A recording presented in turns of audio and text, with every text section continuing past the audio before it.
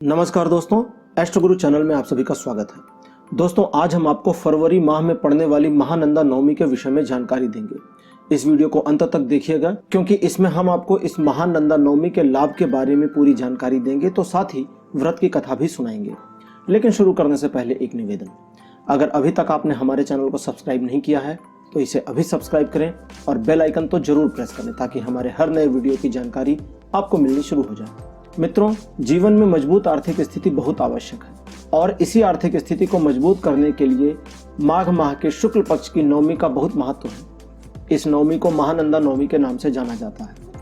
यह नवमी माघ माह में तो आती है, साथ ही मार्गशीर्ष माह में भी आती है। इस दिन महालक्ष्मी जी का व्रत रखा जाता है और मान्यता है कि इस दिन का व्रत करने से माता की न सिर्फ कृपा प्राप्त होती है बल्कि जीवन से दरिद्रता का नाश भी होता है।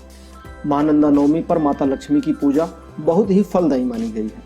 इस दिन लक्ष्मी जी के मंत्रों का जप करना, उनके मंत्रों से हवन करना भी आवश्यक माना गया है।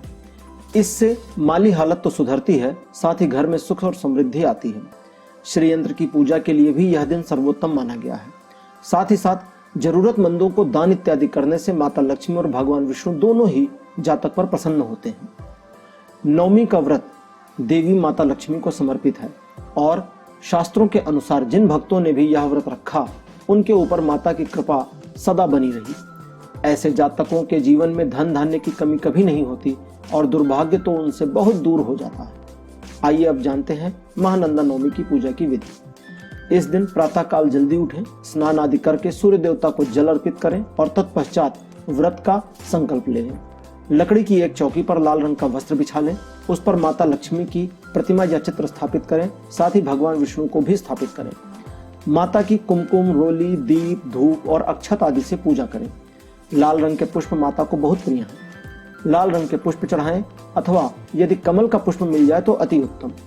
ध्यान रखें कि यदि आप केवल पूजा कर रहे हैं तब तो कोई बात नहीं, लेकिन अगर व्रत कर रहे हैं इस दिन तो किसी भी प्रकार का अन्न ना लें, केवल फलाहार पर ही रहें। माता लक्ष्मी की पूजा दिन के अलावा रात के समय भी की जाती है। इसके लिए रात्रि काल में घर के ही पूजा स्थल में एक बड़ा दीपक जला लें। दीपक इतना बड़ा होना चाहिए जो रात भर जल सके।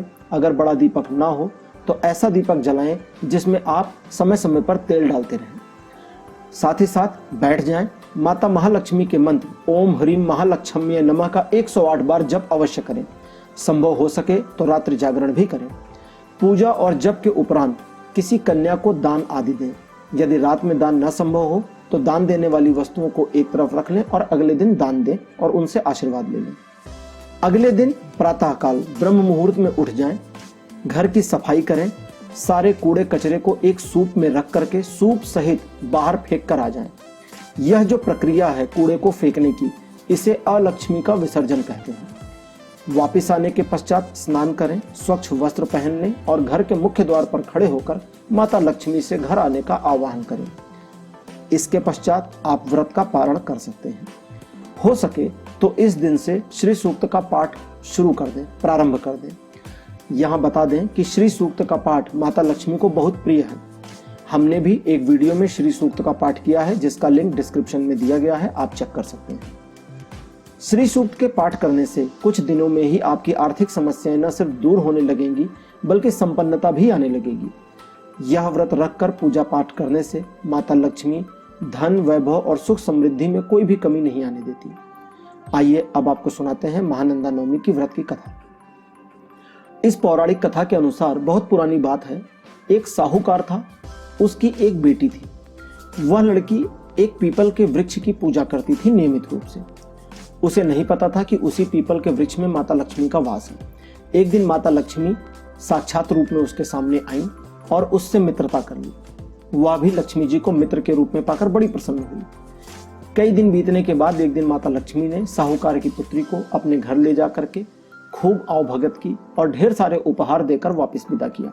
जब वो लौटने लगी तो माता लक्ष्मी ने कहा कि मुझे कब बुला रही हो। वह यह सुनकर सोच में पड़ गई, लेकिन फिर भी अनमन्य भाव से उसने लक्ष्मी जी को अपने घर आने का निमंत्रण दे दिया।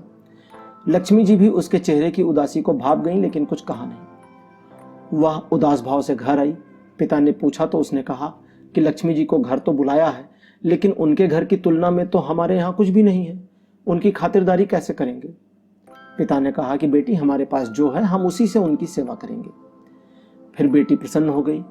उसने जिस दिन लक्ष्मी जी को आना था उस दिन चौका लगाया, चौमुख दीपक जलाकर माता लक्ष्मी का नाम लेकर के बैठ गई।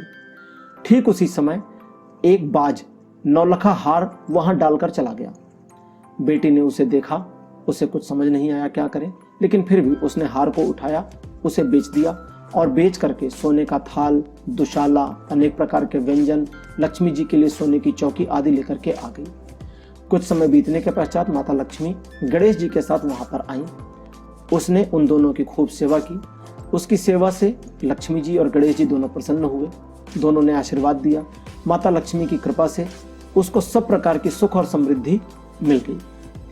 अतः जो भी व्यक्ति महानंदा नवमी के दिन यह व्रत रखते हैं और व्रत रखकर श्री माता लक्ष्मी देवी का पूजन अर्चन करते हैं, उन्हें स्थिर लक्ष्मी की प्राप्ति होती है। स्थिर लक्ष्मी से मैं आशय स्पष्ट कर दूं, मान्यता है कि लक्ष्मी चंचल होती है, कहीं भी रुकती नहीं है, चली जाती है।